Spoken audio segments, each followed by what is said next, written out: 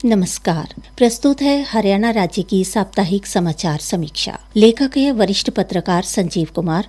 वाचिका सुकीर्ति। भारत में प्रशासनिक अनदेखी के कारण दशकों तक कई परियोजनाएं सरकारी फाइलों में ही अटकी रहीं और आम जनता को इसका या तो समय पर लाभ नहीं मिला या फिर मिला ही नहीं। सरकारी उदासीनता के चलते बहुत सी परियोजनाएं शुरू होने से पहले ही बंद हो गई। एक समय वह भी था जब प्रशासनिक अड़चनों के कारण राष्ट्रीय राजमार्ग, बिजली संयंत्र या हवाई अड्डा निर्माण की अधिकांश परियोजनाएं धरातल तक पहुंच ही नहीं पाती थीं। सार्वजनिक परियोजनाओं में समय और लागत बढ़ने की समस्या किसी एक कारण से नहीं बल्कि प्रणालीगत खामियों का नतीजा थी। इसकी प्रमुख वजह केंद्र और राज्यों के बीच, विभिन्न मंत्रालयों के बीच तथा राज्य स्तर पर विभागों के बीच समन्वय की कमी रही। आम जनता की इस तकलीफ को बखूबी समझते हुए प्रधानमंत्री नरेंद्र मोदी ने 25 मार्च 2015 को Pragati, proactive governance and timely implementation की शुरुआत की। नाम के अनुरूप प्रगति के माध्यम से शासन को अधिक कुशल और उत्तरदायी बनाने तथा योजनाओं को समय रहते लागू करने पर जोर दिया गया। इसका मकसद साफ था कि आम जनता के जीवन को अधिक सरल और सुविधाजनक बनाया जाए। प्रगति का मूल उद्देश्य केंद्र तथा राज्य के बीच समन्वय को मजबूत करना रहा है। इसके 3 प्रमुख लक्ष्य तय किए गए, जिसमें बुनियादी ढांचा, परियोजनाओं में आ रही बाधाओं को दूर कर उन्हें तेजी से आगे बढ़ाना, कमजोर प्रदर्शन कर रही प्रमुख कल्याणकारी योजनाओं के नतीजों में सुधार करना और विभिन्न क्षेत्रों से जुड़ी नागरिक शिकायतों का समाधान करना शामिल है। प्रधानमंत्री मोदी ने किसी भी बड़ी एवं अंतर्राज्यीय परियोजनाओं की समीक्षा प्रणाली को बदलते हुए फाइलों से बाहर निकाला और प्रगति के अंतर्गत एक ही डिजिटल प्लेटफॉर्म पर परियोजना निगरानी, शिकायत निवारण और योजना क्रियान्वयन को एकीकृत किया गया। इसकी सबसे अहम विशेषता यह है कि प्रगति समीक्षा बैठकों की अध्यक्षता स्वयं प्रधानमंत्री करते हैं, जिनमें राज्यों की मुख्य सचिव और केंद्र सरकार के सचिव सीधे तौर पर शामिल होते हैं। समीक्षा के बाद लिए गए फैसलों की निगरानी कैबिनेट सचिवालय करता है, जबकि योजनाओं और शिकायतों पर मंत्रालय स्तर पर लगातार नजर रखी जाती है। सरकारी रिपोर्ट के मुताबिक अब तक प्रगति के माध्यम से 3,300 से अधिक परियोजनाओं की निगरानी की गई है, जिनकी कुल लागत 85 लाख करोड़ रुपए से अधिक है। इसके साथ ही 36 क्षेत्रों से जुड़ी 61 प्रमुख सरकारी योजनाओं और शिकायतों की भी समीक्षा की गई।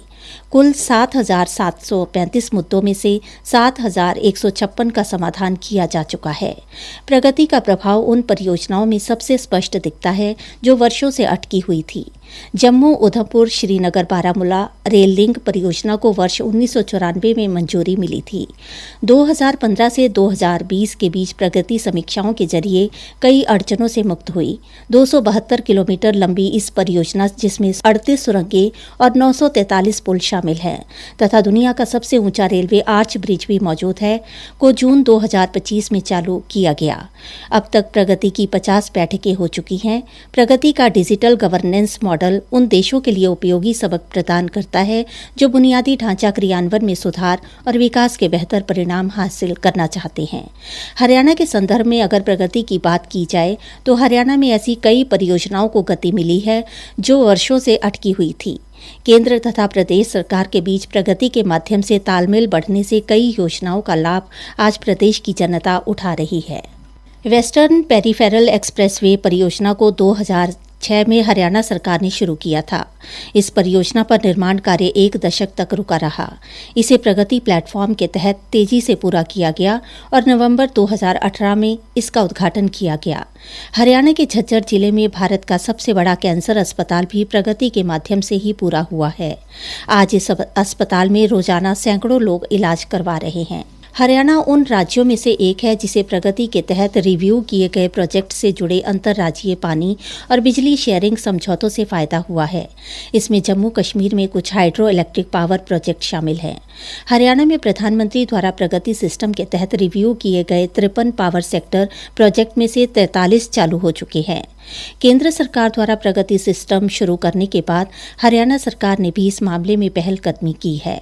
प्रदेश सरकार ने 75 करोड़ से ज्यादा के प्रोजेक्ट की निगरानी और उन्हें तेजी से पूरा करने के लिए अपना खुद का एक ऐसा ही सिस्टम स्टेट प्रगति पोर्टल भी लागू किया है। इस पोर्टल की अध्यक्षता स्वयं मुख्यमंत्री कर रहे हैं।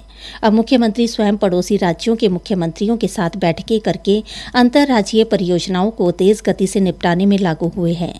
दिल्ली जयपुर एक्सप्रेस एक्सप्रेसवे को द्वारका एक्सप्रेसवे से जोड़ने और पटौदी रोड को KMP से जोड़ने का काम तेजी से हुआ है। इस परियोजना को सफलतापूर्वक पूरा कर चालू किया गया है। इसी प्रकार यमुनानगर में Deenbandhu Chhoturam thermal power plant unit का काम शुरू किया गया है। अब मुख्यमंत्री बैठकें लिए जाने के बाद विभागों में आपसी तालमेल बढ़ा है और अटकी हुई परियोजनाओं को गति मिली है। इसी के साथ ही समाचार समीक्षा समाप्त हुई। नमस्कार।